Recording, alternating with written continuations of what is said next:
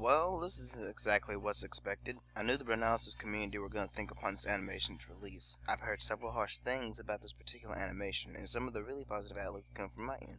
So, here we go. The story is about Derpy and Dinky becoming a combined alicorn, and that's just it. Doctor Who's had a few lines and was called Daddy, and there are a few others such as Vile Scratch and Bon Bon that made a cameo.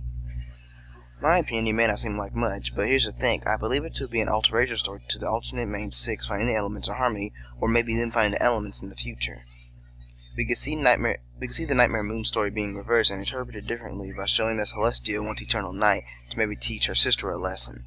I don't know, but it was kinda hard for me to tell. But hey, it was there, so why not think of it that way? It makes it a heck of a lot more interesting if you ask me. The animation. It went smoothly, at least until around the end. Then there were, quote-unquote, camera rotations. This is where double rainbow puppets kind of fail in their part.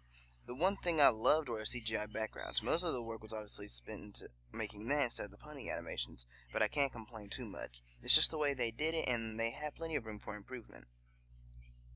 The acting. This is something I can kind of complain about. Most of it seems like a narration, even though that's exactly what most of this is. But it feels kind of like they tried too hard to make a point.